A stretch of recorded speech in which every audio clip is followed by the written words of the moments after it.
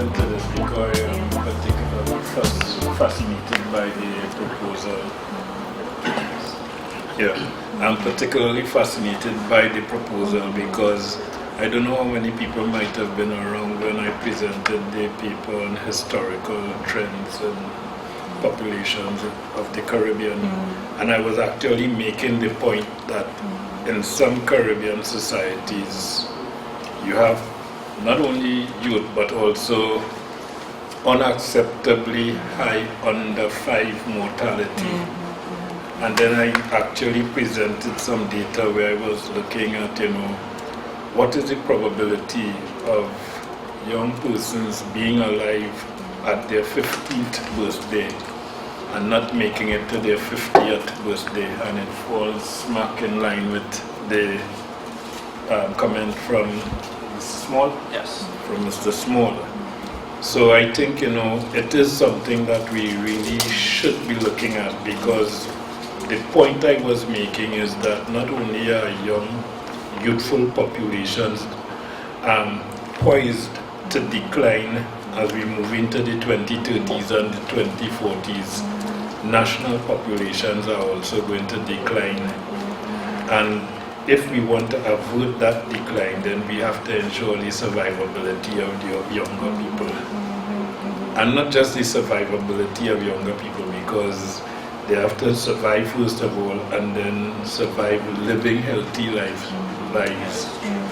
So what do we do to ensure that they live those healthy lives? Because those healthy lives would redound to other benefits that are linked to building human capital in terms of, enhancing their educational capabilities and the educational capacity, so to speak, of those emergent generations in our respective domains. It would redound to perhaps, better employment possibilities, which enhance production in so many different capacities and so on. So I think there is merit in that proposal in terms of some of the issues that came out in that paper, and I am really happy to hear from a medical perspective, a medical student, that these kinds of insights have been brought to the fore and perhaps could bear some fruit by way of research that we may want to do. So the intervention. It's not a hot pursuit. Oh, okay. Yeah. Okay, I just wanted to finish up on this to get a sense of how we would know where's the point of intervention for this project. Who would carry out this research? What's the kind of scope? You're looking at something region-wide? When you say region, what are you thinking? Well, I think it would be easiest for me to start in Trinidad because I think the easiest for me to start in Trinidad as I'm the one that would be mostly pioneering the research. After that, I could possibly do it in Jamaica. Then I could look at other Caribbean islands as well. But to do that, I'd have to get a lot of assistance. Yes. But fortunately, my class is 360 students, and I'm sure some of them would love to get research experience. Great, yes. So I think it shouldn't be too challenging to pull on some of the student resources that you need to put together a project like this. Absolutely, and you have students coming from right around the Yes. region. So Which campus eventually, I'm at Mona campus. That's Mona, okay. but in your class, you could have a group, a regional team, meaning a mixed nationality team working, going country by country, and learning lessons and so on, which builds the capacity, I think, of young people in terms of experience in research. It also helps us to get the data that we need to be able to make policy and develop interventions in this area. Yeah, actually, now that I'm hearing what he's saying, it is project that I can say flat out that I have no objections with regard to being involved to being a part of it. In terms of being a part of it. And I think, yes, there's a medical science perspective, but there's also a social scientific perspective, and the two do work together in terms of broadening the base of understanding, because a lot of what you speak of, although they do have, consequences, serious health consequences, it's as a result of behavioral patterns that are rooted in culture, rooted in societal the fabric of the society and so on. So it is something that, from my vantage point, I think, even in terms of the program that we run in SALISES, in St. Augustine Development Statistics, some of our students are also looking for things to do. And I think, this is one of the really positive, seems to me to be a worthy area in terms of the kind of intervention we would want to make. I also see perhaps, in terms of partners, I'm thinking out loud now, and I know that CAFA, the Caribbean Public Health Agency, they have a conference, an annual conference every year, and they support, these kinds of research initiatives. So I think, by virtue of what is proposed, I can talk to Dr. Simeon, who is a good friend of mine and colleague, and he is the head honcho responsible for the research arm of CAFA, in a sense, and Dr. Elizabeth, she isn't doctors yet, but Elizabeth Lloyd, who she teaches monitoring and evaluation in our program in St. Augustine. She also has interest in these kinds of areas. So I think by virtue of her involvement in SALISES St. Augustine, we can try to see if we can also interest CAFA. And perhaps even some of the folks in the health economics unit, although, I mean, health economics they're always health economics. I mean, what you are raising do have implications for the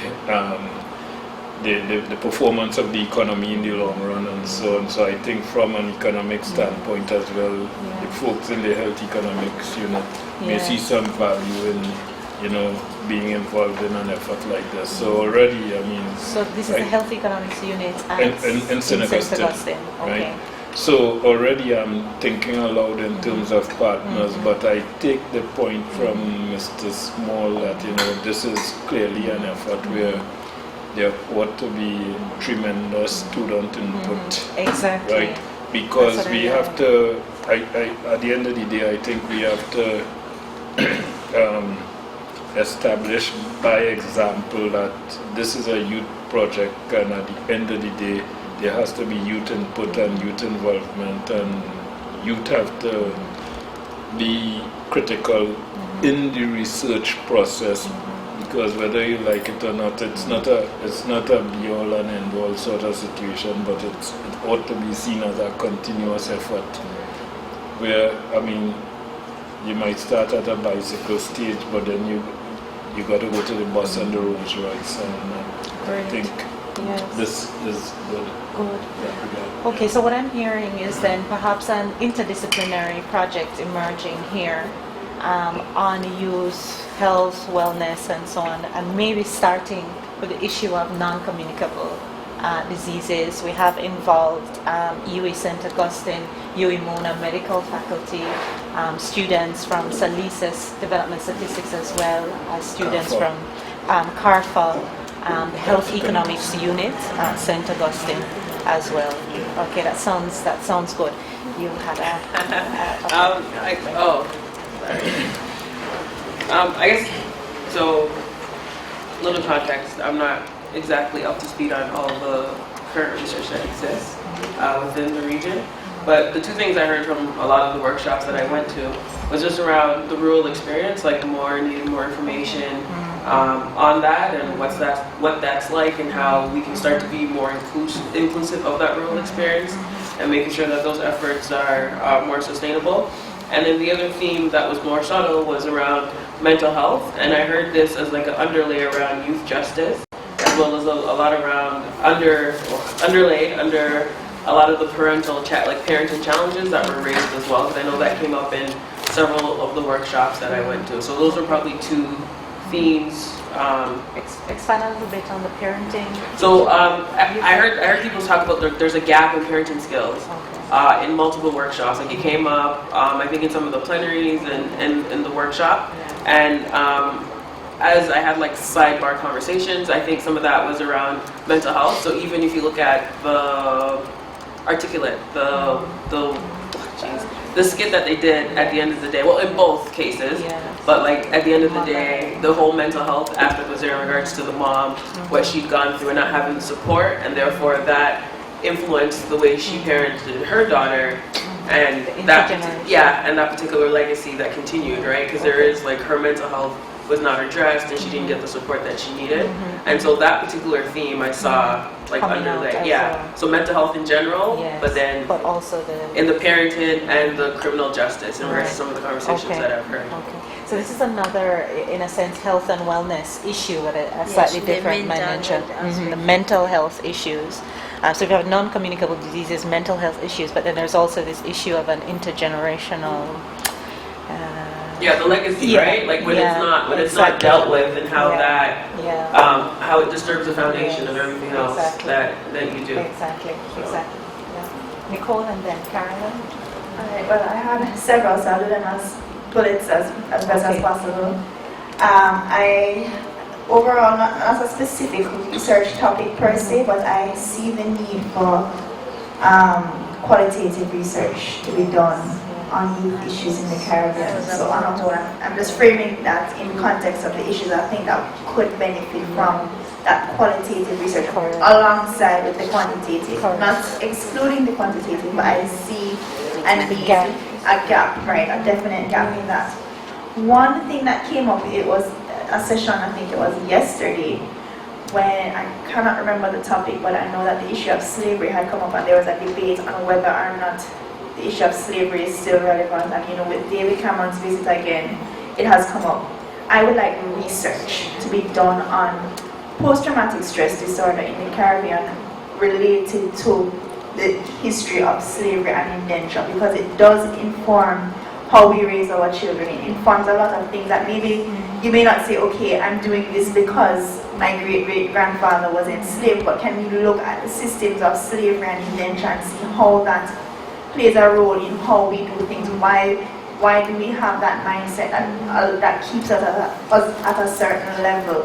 You know, because it's a debate that I've been hearing since I was a very young child about whether or not slavery has impacted us. Let's do some research on it and see. So we can definitively say yes, no, or if yes, this is how, or this is how it has not impacted on us. Because as I said, I've lived in 2 Caribbean countries now. 3 Caribbean societies, because Trinidad and Tobago, you have Trinidad and Tobago, which are different dynamics in terms of history, but there are certain commonalities that I say we would have never been able to know that this was going on in this other country. What is the commonality that we had, why we developed in these certain ways? And I would like to look at it in the context of post-traumatic stress disorder, because research has been done on it for Holocaust victims, and I think recently a study has shown where the atrocities of the Holocaust affected DNA of persons who went through that experience. And I would like to know if slavery also, that 300 years of slavery had an impact on the DNA of people, and if not the DNA in the society. So that is one area I would like to look at. Okay, so I had, I just want to make sure I'm capturing everything. You had slavery, history and post-traumatic stress disorder, and you said something before. Or is that your first point? Well, I was saying qualitative data. Overarching in terms of the need for I'm just trying to remember to be done alongside quantitative research. Correct. The next thing I want to look at is regional integration in this generation, because we would have known that in previous generations there was more of a push. Well, I mean, you had your dissidents against it, but I feel like there was definitely a push for it.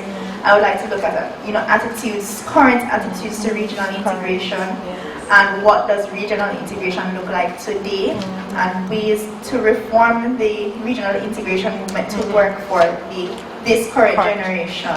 Because I don't think it is something that needs to be thrown out at all. I'm a pro-integration person, but I think that the models that have been proposed in prior generations need to be revisited and see what does regional integration in the Caribbean in 2015 look like, because we had our representative from Haiti and Guadeloupe talking about them feeling neglected as part of the French West Indies. And so we have to revisit now that Haiti is part of CARICOM, Suriname is part of CARICOM. What does that look like for us? Yes.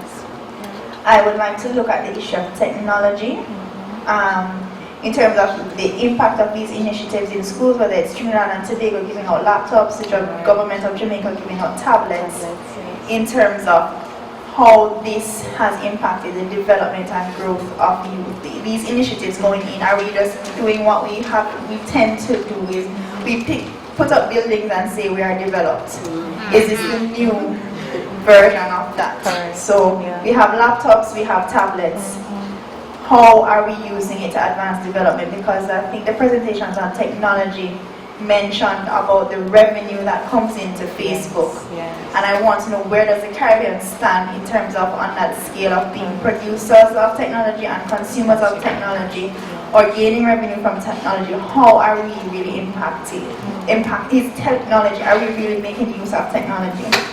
I want to look at also impact of programs and initiatives for youth on a whole, not just technology, because we were looking at a lot of initiatives, the edutainment, the film project, all of those things, looking at the correlation between these programs and actually having data to say that not just, okay, Johnny turned from a life of crime because he participated in this program, but definitely how you do definitively say that because of this program, Johnny changed, his community changed, and those kinds of things.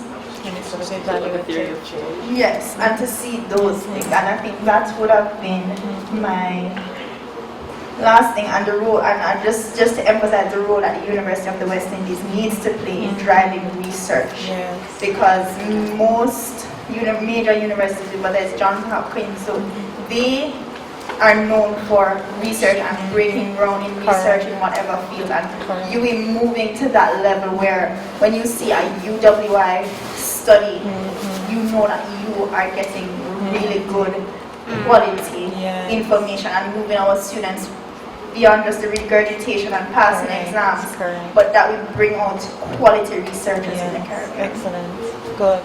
Sorry, we had quite a few points. We have Carolyn, Adrian, Tina, and then Flor. Oh, and then Renee. I'll be quick.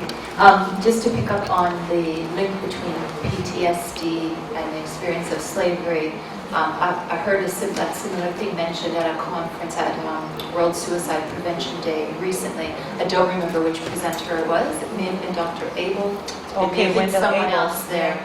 So I'll look at my notes and try to get that info to you, because you're not the only one mentioning it, and I thought it was an interesting thing when it was brought up then. Just to pick up on the other point, and I'm sorry I walked in partway through the conversation, I think that you had started with regards to health and wellness, and then you mentioned mental health. I'm with Social Welfare Training Center, which is actually part of Open Campus of UE. We're located here, and we're we experienced the suicide of a young person who was a co-worker of ours earlier this year, and it's drawn us toward wanting to partner with the family of that person, as well as organizations that work in suicide prevention. The suicide rate in Jamaica is quite low. I know that's not the case in all Caribbean countries, but that may just be because people think they are going to go to hell if they commit suicide. So it doesn't mean that there isn't a lot of pain, because suicide is just ending the pain. People generally don't really want to die, but they want the pain to end. And so that is increasing our awareness and wanting to be involved with mental health, and the idea of doing data collection related to mental health and youth is at the forefront of our minds right now. So we'd be interested in being involved with that as well. With that part of the work. Right, because we can run workshops and programs, but of course it's always good to have the data to understand what the situation is and understand how it changes too. So Tina, the Social Welfare Training Center of Open Campus is interested in the work on mental health and also PTSD as well. Adolescent health and wellness. Right. Social Welfare Training Center. And I have another spin-off from her particular comment. I came in the middle of it, just in the nick of time. You mentioned something about regionalism and integrating, like, for example, Haiti. And then you went on to speak to how we view development, and I heard a hint of the environment in there. Thank you. And I want to say that they connect. I want to say that they connect just a little bit, because how we relate to each other and how we view development and how we seem to connect, obviously the connection isn't there, and to become more resilient, you need for that connection to be there. Say, for example, Jamaica has a very good disaster risk management base in which to build on. Haiti does not. And when the earthquake and the hurricane hit Haiti, who did the Secretary General for the United States come to? Right? She came to Jamaica looking for us to be a base in which we could help the Haitians, even though we speak English, they speak French, right? And take the case of the Haitian who came here today, I can't remember his name. But he had to go through Florida to come here. But yet still we're very close to each other. We're the closest island to Haiti apart from Domray. So how are we going to help her? And we can accept that youths, because we're here talking about youth development, that we are the most vulnerable sector of society. So I just wanted to bring that in, that we're not just vulnerable on a social aspect, but we're vulnerable on an environmental aspect as well. You also spoke to technology, yes, and how we view development. We tend to think that, we need to scrape away the ecosystem in order to develop the world. Mm-hmm. Think about the kind of natural environment you're going to be leaving to an already vulnerable generation that will get old and bear children who will become even more vulnerable. So we need to do research on that. Because most of the research nowadays is being done in the social light and not thinking about how our society is being impacted by the natural environment, because we under measure by using monetary gains, which is an artificial construct. There is no money in the natural world. The human society did not begin with money, but yet they had an economy that was based on bartering and valuing each other as a person first, and not ascribing monetary value to each other. So we need to look at how research in terms of looking at youths and society on a whole, and how it relates to the environment and how the environment can impact on society. That's pretty much it for me. Okay. Mm-hmm. Thank you. Can I grab Renee? Yeah. Was it Renee? Okay. Mm-hmm. Sorry, I think do you want to go first? I think she put her hand up I know first. the order. I think, yes, sorry, I think it was Yeah, supposed to I be think- Tina, yeah. Flora, then Renee. Sorry about that. That's fine. Good afternoon again, everyone. I'm Tina, a student from UMONA. One of the things I would like us to do further research on, and research has been done already, we need to revisit the Caribbean dependency theory and its relevance to contemporary Caribbean development, considering the effects of globalization and many of our Caribbean relationships with multilateral agencies such as the IMF.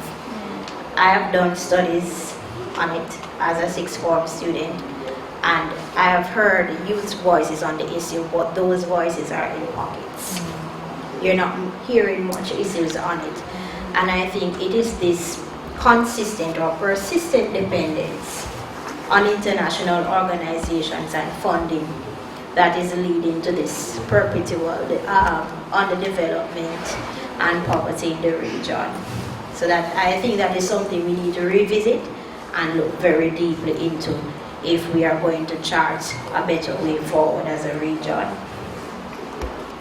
What I'm hearing from that is perhaps doing more research which seeks to situate youth within what's happening in the global political economy. In other words, broadening the scope of our research beyond the youth issues that people keep repeating in this conference, that we just keep talking about youth, these fictitious youth issues, rather than speaking about broader development issues, including issues of inequity and inequality in the international system, which may or may not relate to dependency theory, because of course in research, we're not here to prescribe which theoretical frame we'll situate ourselves in yet, but it's sort of begin to explore that. But I think part of it has to be, for example, a student like Tina, who has been exposed to these kinds of issues and been studying and so on, is, as she said, just in a pocket. She's one of a few young people who are actually engaging on these issues or are aware and so on. So the research has to somehow be done in a way that maybe includes young people in the research process, but also the way in which we disseminate it, of course, will be particularly important to ensure that young people can engage with these issues. We have Flor and then Renee. Well, I saw especially a lot of the young people that were in the panels that I were in talking about kind of a lack of attention to entrepreneurship in schools for young people, and not just about how to set up a business, but kind of how to raise an entrepreneurial spirit within people, to be kind of modern skills for living, if that's how you want to call it. Kind of like, what are best practices out there that have been able to do that, or what is an ecosystem conducive to youth entrepreneurship, and what does it involve? Is it just skills? Is it also policy? Is it like inspirational figures, like we were talking about as well, involved in that process? And to see kind of, well, both qualitative and quantitative methods, I would say, to see what is out there and what we can use as a base and what will be specific to the Caribbean context in that sense. Okay, excellent. Yeah. Okay, very good. And Renee? Thank you. Like you were just saying, Terry, I'm interested in actually getting youth involved in research, and I know we heard about qualitative and quantitative research already, but I'm more interested in social action research, where we have young people kind of in the process of determining how we're going to go about doing that research, or how we're going to go about setting up a program. Okay, so because qualitative and quantitative research, it's like you come and you research me as a young person, and then what do I get out of that research? It's just you just come and you just extract stuff from me, and then I hear about it in some policy 10 years later or something like that. So we need to get young people actually involved in the research. So for me, it's about social action research. The next thing I'm interested in is looking at the aging population and youth. I think a lot of it could be done, and research is needed there. In terms of entrepreneurship, like we were just saying, hearing, like older people, they have indigenous knowledge, things like how to make a good pepper sauce, things that will die with them because it's not passed on. So that needs to be researched in the Caribbean. The next thing, the documentation of programs that exist in the Caribbean. I think you just have all these big funding agencies come on through a program, and then that's it. Money's done and it's done. And there's no continuity, there's no documentation to really get a sense of what was the impact of these programs on young people. Or what is being done. Exactly. Who is doing what. Yeah. Thank you. Yeah. If I can just jump in a little bit on some of the issues, trying to connect some of the issues of the indigenous traditions and so on, and knowledge that we may be losing, and also, sorry about that. They trying to connect the points made by Renee about indigenous knowledge and Nicole about slavery and our history, the conditions that might have been responsible for us being where we are now, and also shared experiences. I'm hearing a sort of broader theme about historical research for, but also involving young people, a sort of intergenerational dialogue, all right, about who we are as Caribbean people, where we have come from, where we are now, and then where we want to go. And I just wanted to add into the mix, to complement those areas, the issue of the history of youth movements themselves in the region. I think that is an area that I kept hearing. I mean, I heard it in Justice Michelle's talk. I heard it also in some of the presentations from the youth leaders, that, in other words, they are working with the contemporary issues they face, but they're not always aware of what has happened before. They don't know their own history. They don't know the precedents. I mean, it was so interesting hearing about, although we heard a lot about the St. Lucian experience, Justice Michelle's St. Lucian experience, he mentioned the Caribbean Federation of Youth, which is just a very interesting phenomenon that nobody ever talks about. It's as if it never existed at all. It's just been written out of history. And when we're talking about doing more research on regional integration, that would have to be a part of that story as well before we could even begin to think more about what our region looks like and what kind of integration we want, or if it's integration at all, what kind of regionalism, and so on. So I just wanted to add that into the mix. Anybody else? I have Maurice at the back. And then Robin. I think, just kind of take it from what you had just mentioned, Terry, about the history of youth movement. I also would love to see some work into the future of the youth movement and youth organizations. In particular, there was a point that was made yesterday about young people not joining clubs and different types of organizations as much, and maybe there may be a, did I miss, I was earlier, someone said that? No. How much does social media and some of the new avenues that they have to interact impact on them joining and or maybe even needing clubs or different types of organizations, as well as I see as a kind of almost feeding into or coming out it. What the successes or how relevant maybe some of these structures that we know generally, just trying to challenge and determine whether we still have the reality of those needs. Should it be a youth council or should it be something else? Or should it function the same way as it traditionally has attempted to, or should it function and look for different needs as the world changes? Coming out of today's presentation on child marriage, etc., I found something that I'd never heard of before about young men. I thought child marriage was only women, to be quite honest. I'm not too sure. I should probably have asked Teresa if she had done further research in that area. But the impacts of child marriage on young men, as well as the also a few years ago at the UWI, that thought just sparked things in my mind about the lower numbers of young men, who pass the exams or who go into tertiary education, etc., and where they are going, perhaps what it might mean for society in the future. And lastly, I think that was it. But that topic on males and male child marriage and that, it was kind of mind-blowing to know that it does happen for young men. But as I thought about it, I realized that it is possible. Because we'd watch it on TV with the whole issue of marrying the young boy to the young girl, so the families can, maybe, I don't know where it exists and how it exists, but yeah. Okay. All right, Robin, you had a point as well, and I want to kind of delve a little bit into some of these areas. So obviously I'm not based here, I'm based in the UK, and every topic that I've heard in here is so pertinent there as well as here for Caribbeans. And it's probably as pertinent for Caribbeans living in whichever other nation is not in the Caribbean, abroad, foreign. There also seems to be a connection. I mentioned in my talk earlier on about there's I didn't mention who it was, there's a phrase in the UK at the moment, people talk about the slavery after show.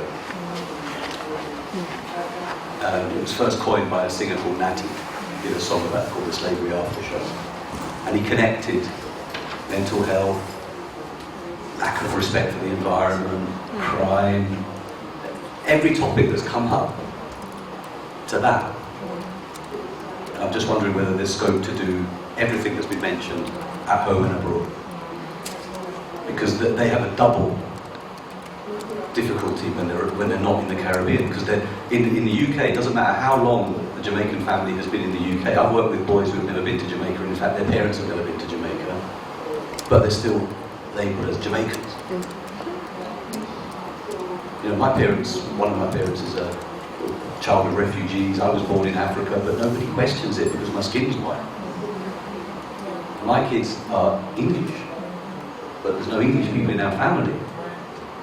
And there's that dichotomy. So for those Caribbeans abroad, they don't know, their head's spinning. They have no home. Okay, can I just delve a little bit to see if we can maybe begin to refine? Oh, sorry, you had another point? It's just that it's so funny. I was chatting with my friend here earlier today, and we were talking about that same thing, like how we connect the youth in the diaspora. And actually, that's research. Yeah, diaspora. That's research. Yeah, and help with identity and all that. So that's the next research topic area we can look at, looking at the diaspora and the Caribbean diaspora. What I was actually thinking of as we begin to talk was I see some See, I'm trying to make this a very intimate little discussion amongst ourselves, but no. What I'm hearing, I see some very clear sort of thematic areas coming out, but I also see some sort of cross-cutting strategic approaches, right?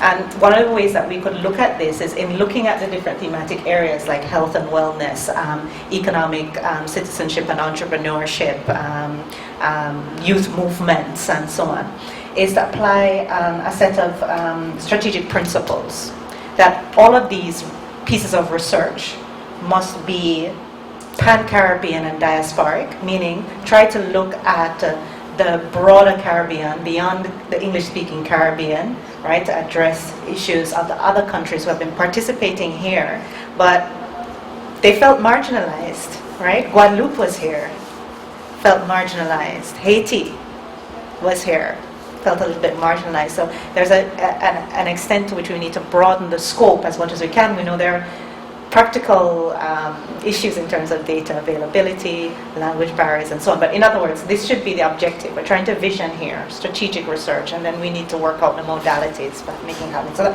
that's sort of one of the strategic principles that I see coming out.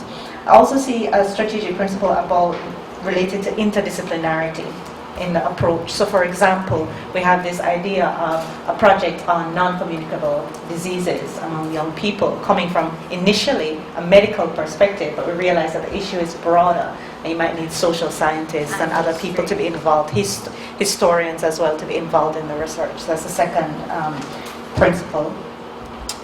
The third one, of course, is multiple methods, qualitative, quantitative, mixed, as the need arises. I mean, clearly there's a lot of quantitative research already in an area. You're not going to do it. You're going to try and look at filling gaps, right, in terms of the research that's needed. But that generally we feel that there is a need for more qualitative research in some areas. And then also another theme that I see, am I losing count? I said Pan-Caribbean diasporic studies, interdisciplinary, multiple methods, and then the third one is participatory and social action research as a principle. So that whatever we decide in terms of themes that we want to look at and topics that we want to look at, perhaps we should try as much as we can to, I hate using the word mainstreaming, but I'm going to use it because that's the word that's coming to my head and I can't think of an alternative at the moment, but to try and mainstream these kinds of principles in the work that we do. So when we're doing some work on regional integration, it must be about including young people in that research as researchers themselves, active researchers, to learn more about the phenomenon that we're exploring, right? So that's just some thoughts. I don't know what you think about that.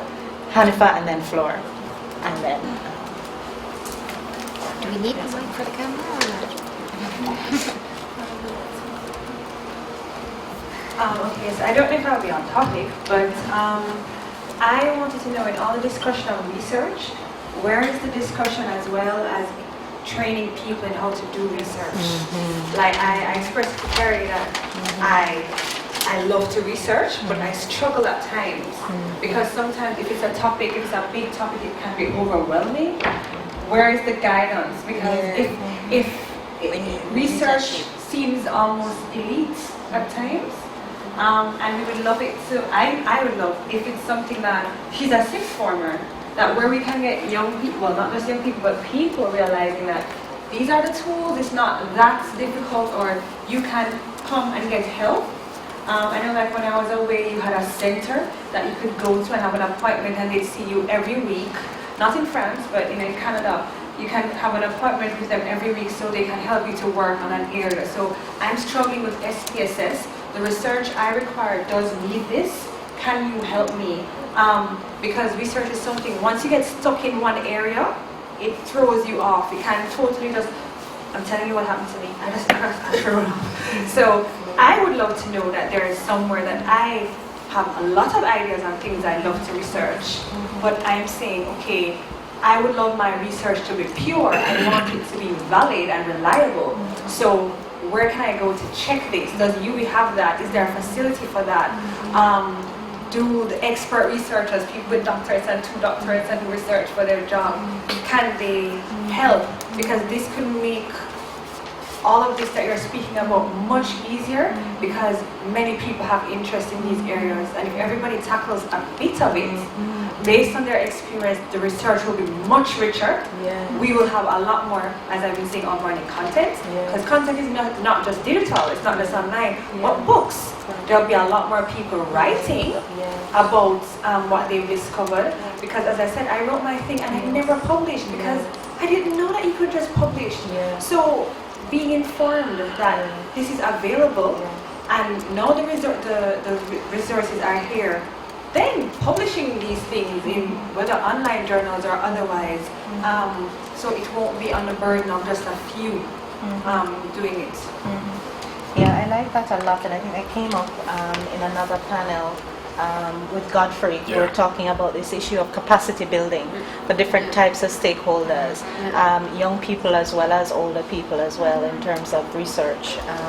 So I really think that's important. I don't know if you want to add something to that.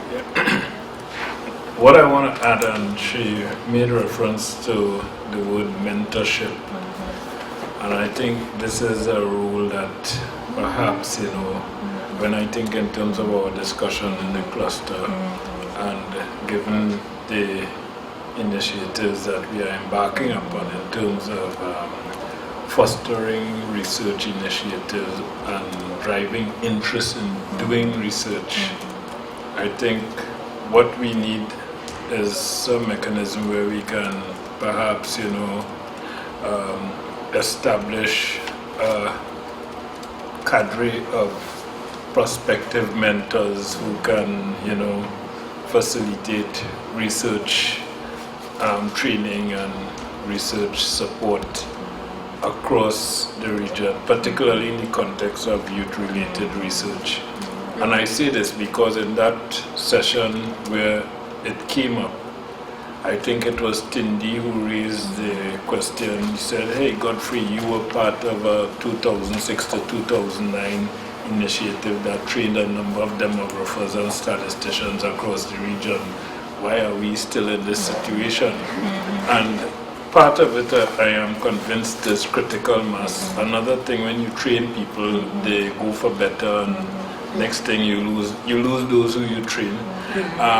But I think a major part of it is having mentors, and I made the point about Trinidad and Tobago benefiting the most from that 4-year program, because for each of the 4 years it was held in Trinidad and Tobago, and for each year Trinidad and Tobago sent at least 5 persons, and of those 5, if we have about, of those 16 to 20 persons, if we have about 4 who are really doing serious work in Trinidad and Tobago, we have a lot.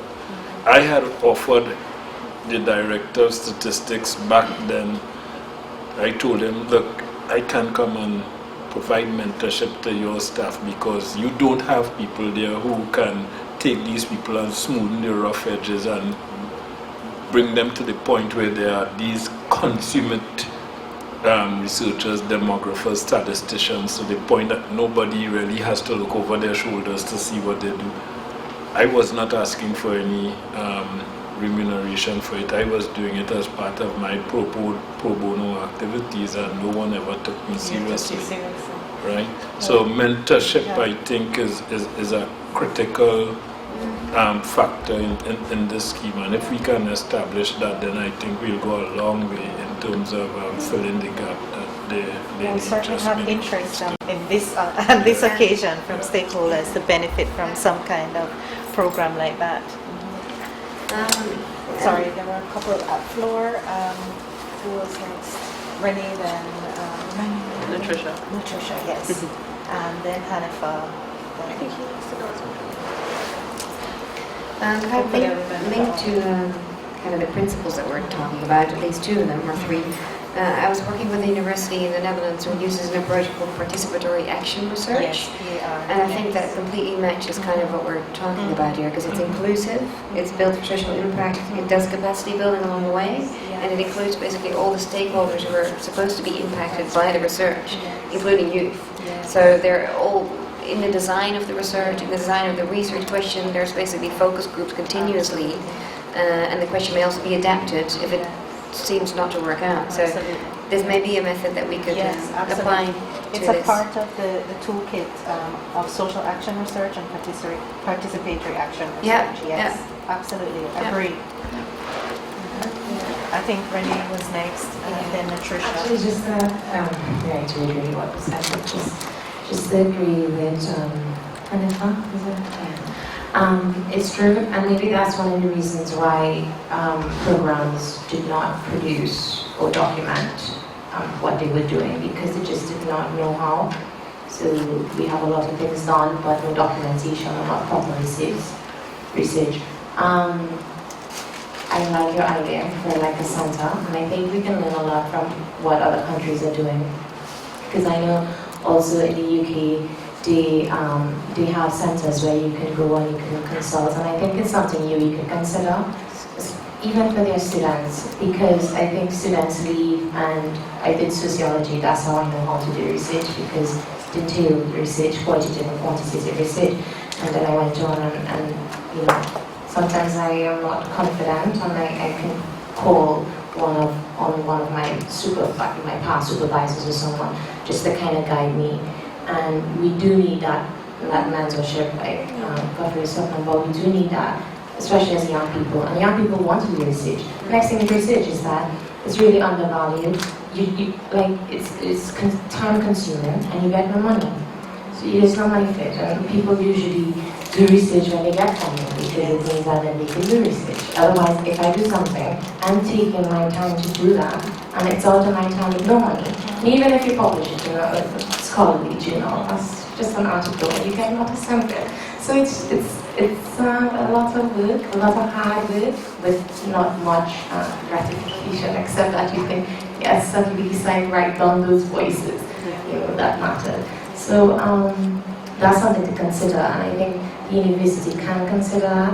And I think I would really like to see UAE as well incorporate more of that participatory research, social action research, because I think especially sociology and social sciences, it's just qualitative and quantitative, and that's really research, like you're researching people for what? It's like, why am I doing this research? I publish the people, but what again comes out of this research? And sooner or later, young people will be like, you're just using us to tick off stuff in your little survey, you're using us to get interviews, and then what is being done with the research? So I think it's important that we consider other methods of doing research as well. Sorry, so we had a round before Terry. Okay, so come to you. It was Nutrition first, then. It's okay. I guess just to build on that, and I guess having a concrete link, in Toronto we have something called the Youth Rex, which stands for the Youth Research and Evaluation Hub, and so that's a stakeholder that I can connect us or this working group directly to, and it is focused on building capacity of young people to be able to do research, and so that's like something tangible. Oh, great! Thank you. It's called Youth Rex, so Youth REX. They're on Twitter. REX, yeah, so research and evaluation. I don't know what the X is since it's hub, but yeah. Oh, thanks. That's a good. Yeah, we could have a look and see. There's one thing that I forgot to mention earlier. Now, I know that there's a conference coming up, SALISES hosting on population issues and dynamics.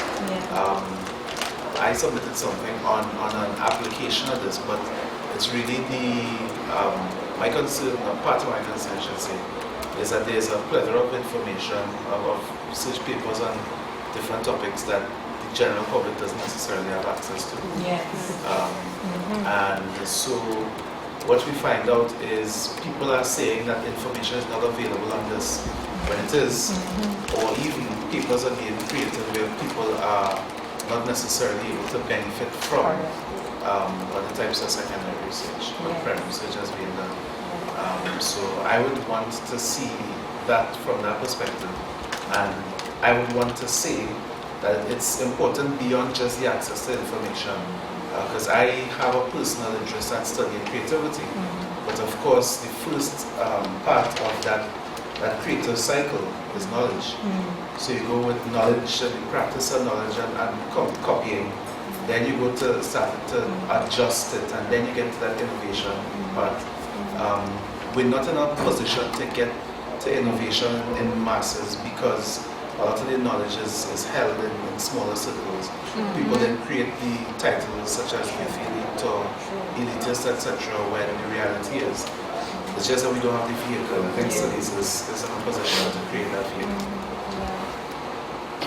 We had this discussion about, in relation to the youth development work degree, wanting to begin to make available to students studying youth development work literature that is from the Caribbean, about the Caribbean. Normally in youth development work, we're taking work from, we have to wrap up. We're taking work from Australia and the UK and so on, and teaching our students about youth development work. And we had this discussion about then a sort of open access platform, and that has become so complicated in relation to rights and so on, and people needing to earn. As Renee said, academia is not something that you earn a lot of money in. So any little way that you can earn something from your journals and so on becomes very important.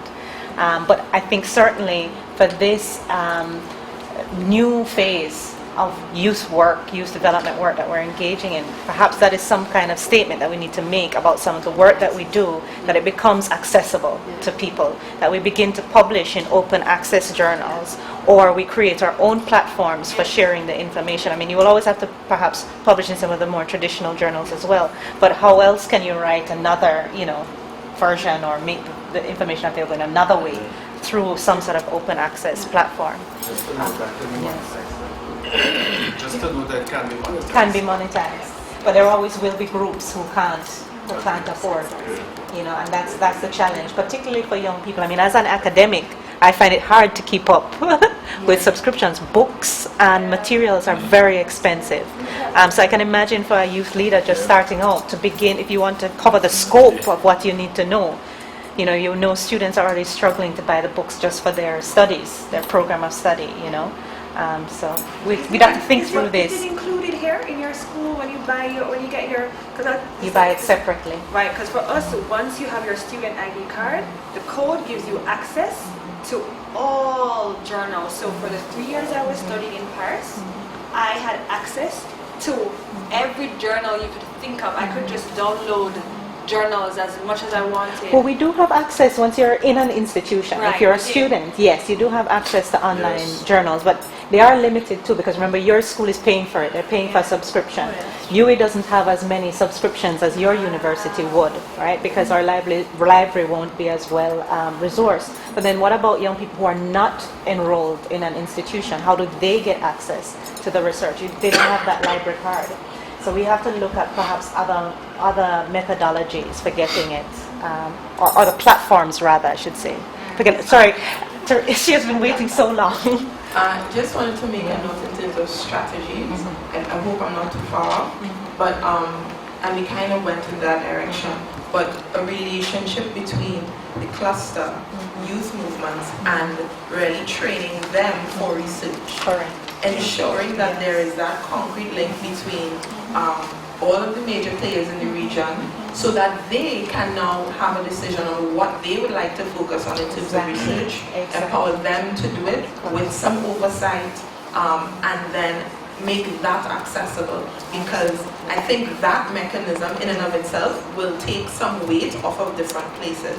So you may not, once the training is there and there's supervision, you allow people to go off, do what they have to do, come back at the supervision, possibly present at a conference like this, and that way they feel the buy-in,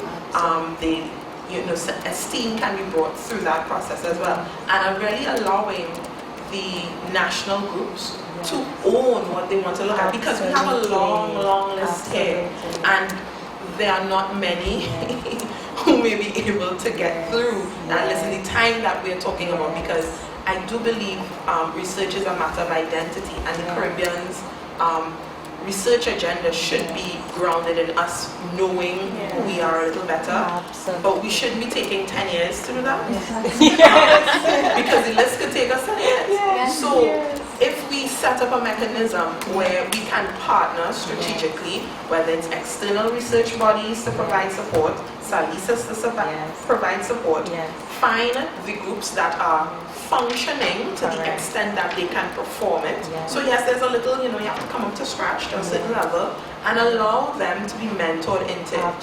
So that these groups could be formal or they could be informal. It wouldn't really matter, but it would be along the mandate of, okay, you are a youth group in the Caribbean based on these criteria. You have X number of members, you've been functioning for 6 months, I don't know, we could think about what that should be. But set that out as a criteria and then offer it.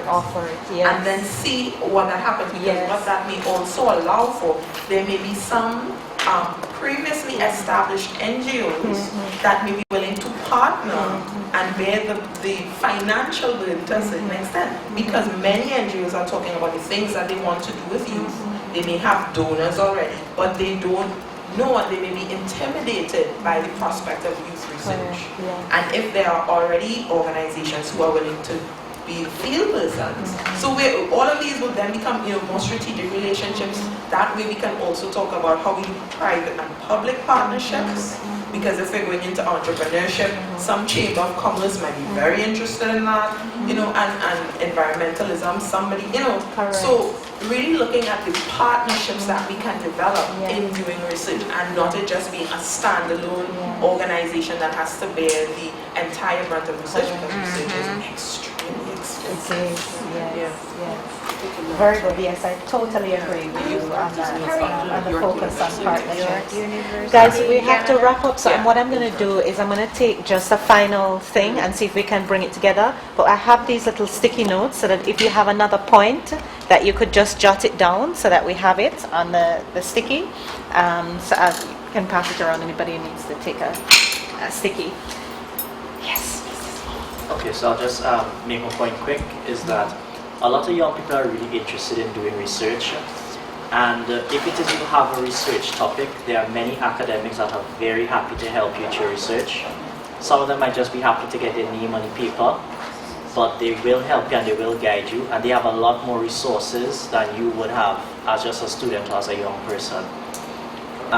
Also, a lot of people think that to do research you need some kind of groundbreaking rocket science type idea. Research can be very, very simple, and it might be very simple to you and might not make such a big impact, but it might give someone an idea to a bigger research topic, or someone might pull from that information to come with even better research project, or you could even in the future build on that research project. Yes. Absolutely. Do you want to wrap it up? Last one? Yeah. Okay, just two small points. One related to the NGO research funding. It is extremely difficult for an NGO to get research funding, because they generally want to give this money to academia. And personally, I've tried this many times, that you even have to be accredited as an academic institution to get research grants. So that's a really big issue. And I think NGOs would potentially be able to do the more shorter projects that academia may spend longer or more time on, and do it in a little bit more action-based, concrete way, as opposed to the academic way, which is, of course has to be a lot more experimentally sound in that sense. And the second point is that I think the language in academic research is often very different from the languages used by practitioners and policymakers, which is why people don't stay on top of the literature, and also which is why I think a lot of results are not translated into policy, because they just don't have the time to read it. So I think if this is a platform that we're creating now, or a working group, to translate research results into policy language without losing the nuances, I think that could really contribute to that translation. Okay, fantastic. Okay, folks, I think that although I think we have a set, as I said, of research areas that we are interested in exploring, but there are many other things too that we're interested in exploring. But I think I just want to focus more on maybe our strategic approach going forward, right? The stakeholders here, in partnership with us at 50/50 Youth, how we want to approach going forward, right? And so basically what we're saying is key priorities for us. One, training or capacity building for stakeholders, especially young people, in conducting research. Beyond training, but also mentorship, right, for people who want to conduct research. Two, building perhaps a specific strategic partnership with the youth movement. We started this morning with our MOU with the CRIC, which was established to do exactly this, to do participatory action research and train CRIC members and their constituent national youth councils in doing research. So we sort of started that a little bit, but there are ways in which we could look beyond that to look at other strategic partnerships and how we will all work together. We've spoken, thirdly, about accessibility of whatever it is that we do. How will we ensure that people can get access to the data, the analysis, and that it's produced in language that relevant stakeholders can process and use in their work. And then, as I said, we have these other principles related to our approach to a pan-Caribbean and diasporic approach, mixed methodologies, interdisciplinary approach, participatory approach, and then we have thematic areas that we've already outlined. These are just some of those that we want, but we want also young people who we partner with to identify their own areas of research. But we have already health and wellness, various aspects of health and wellness, including looking at non-communicable diseases, mental health, post-traumatic stress disorder, particularly post-slavery, post-traumatic stress disorder, environmental issues in the global political economy, entrepreneurship and entrepreneurship education, aging population and youth, history, Caribbean history, including history of the youth movement and indigenous traditions in the Caribbean are some of the things that we've outlined. So it's not completely yet a final agenda, but I think we've agreed on some key principles for the moment. So what we'll do is we'll pull these notes together. If you have any additional points, please note it on a little sticky. I think Flora has them. And give it to me. And then what we will do is when we pull it together, we could circulate it, and then we can see how we can work together on refining it. We'll have to do this virtually, of course. I'd love to everybody to come back again, but unfortunately we can't do it every week, and we can't stay here so long all the time. But we'll do it virtually. But thank you very much. I think I'm very excited about it. I'm excited about the partners that are here in the room, and I think some excellent research is going to come out of this. So thank you so much. I also have to give to you, those of you who are interested in the some research that's being done by our partner in Mexico. And you did get some information on the youth participation index. There is, at the moment, you can pass it around, a move, as I said, through our new partnership with the CRIC to develop a Caribbean Youth Participation Index as one of the things that we want to work on.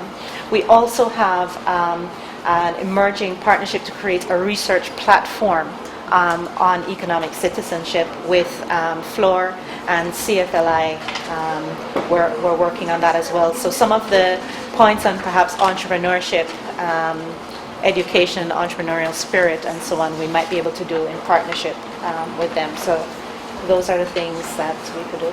Anyway, I know everybody wants to get out of here, so let us wrap up and then just say a quick hello and goodbye to our colleagues in the other working groups. Thank you. Thank you.